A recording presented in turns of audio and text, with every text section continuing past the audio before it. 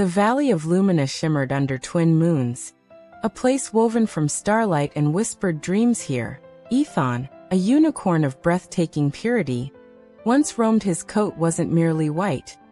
It was the luminous heart of a captured moonbeam, radiating a soft, comforting glow that made shadows shy away. His horn spiraled like a frozen teardrop from heaven, pulsed with an inner light that nurtured life where his silver hooves touched the earth. Wildflowers erupted in joyous explosions of color there, petals soft as butterfly wings. Crystal clear streams, born from his tears of joy, sang melodies that calmed restless hearts. He was the Valley's gentle soul, a living embodiment of untouched wonder, his very presence a soothing balm for all creatures who dwelled beneath the ancient, knowing trees. The air hummed with peace, thick with the scent of blooming night, blooming jasmine. Yet shadows began to creep into Lumina's edges, not born of night, but of human greed. Hunters, lured by tales of the unicorn's miraculous horn, ventured deep into the sacred groves. They brought with them harsh sounds, the acrid smell of smoke, and traps of cruel iron that scarred the tender earth. Witnessing this violence, feeling the fear ripple through his beloved forest creatures, struck Aethon like a physical blow. Each snapped twig under a heavy boot, every terrified cry of a fleeing deer, chipped away at his luminous essence. A profound sorrow, heavy and unfamiliar, settled deep within his chest, dimming his inner radiance like dust gathering on a precious gem. The once vibrant glow emanating from his horn flickered uncertainly, casting longer, more ominous shadows than ever before. The change in Aethon became heartbreakingly visible. His magnificent coat, once impossibly bright, grew dull and lusterless, resembling tarnished silver forgotten in an attic corner. The luminous horn darkened to a mournful gray, its pulse weak and irregular. Where his hooves fell, flowers no longer sprang forth.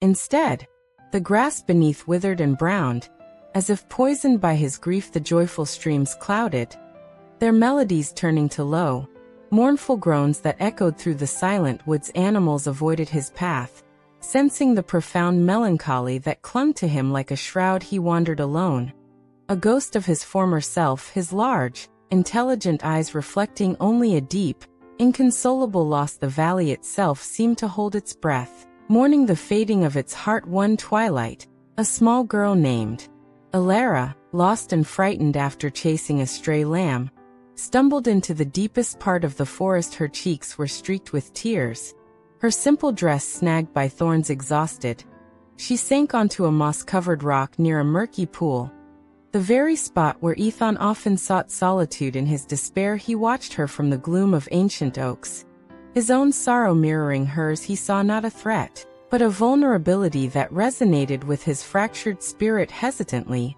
drawn by a flicker of forgotten empathy, he stepped into the fading light. Elara gasped, not in fear, but in awestruck wonder at the immense, sad creature before her.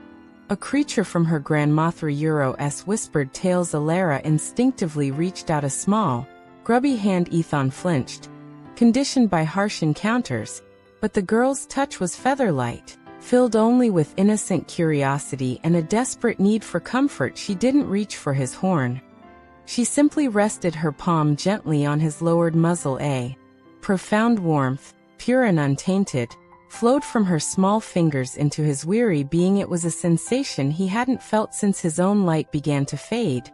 The simple, unconditional kindness of a gentle touch. A single tear, clearer than any he'd shed in years, escaped his eye and fell onto the parched earth at Elara's feet. Where it landed, a single, perfect bluebell unfurled its petals, a tiny beacon of color in the gloom. This small act sparked a fragile hope within Aethon. Elara, sensing his profound sadness, began to speak softly. She told him of her lost lamb, of her cozy cottage with its warm hearth, of her grandmother's stories about the valley's guardian unicorn. Her voice, innocent and melodic, wove a spell of its own as she spoke of kindness and home. A remarkable thing happened. A faint, silvery light began to emanate from deep within Aethon's chest, growing steadily brighter. It wasn't the blinding radiance of old, but a soft, resilient glow, like the first star appearing at Dusk the grayness receded from his horn, revealing its pearlescent core once more wordlessly understanding each other. Aethon nudged Elara gently onto his back guided by a renewed sense of purpose. He carried her through the forest. His steps, once heavy with despair, now seemed lighter where his newly gleaming hooves touched the earth. Thin green shoots pushed bravely through the dead leaves. They found Elara's lamb near the forest's edge, nibbling peacefully on clover. Reunited, Elara hugged the lamb fiercely, then turned and wrapped her small arms around Aethon's strong neck in a gesture of pure gratitude. As she did, a wave of warm, golden light pulsed outwards from the unicorn, washing over the nearby trees and clearing. Flowers erupted in a vibrant carpet, their colors impossibly bright, and the air filled with the sweet scent of honeysuckle and the joyful chirping of returning birds. Aethon was not fully restored to his former blinding brilliance. Faint streaks of gray still traced his coat, subtle reminders of the sorrow he'd endured, yet his light now held a different quality. Deeper, warmer, touched by an understanding born of suffering and healed by compassion. He understood his purity wasn't lost forever. It had merely been buried beneath grief, waiting to be rekindled by an act of selfless connection. Lumina Valley, bathed in the gentle, resilient glow of its renewed guardian, slept peacefully once more. And high above, the twin moons seemed to shine just a little brighter, casting their silver light on the unicorn who had rediscovered that true purity isn't about never being touched by darkness, but about finding the light again within yourself and others. Elara visited often, and her laughter became part of the valley's restored song, a testament to the enduring magic of kindness.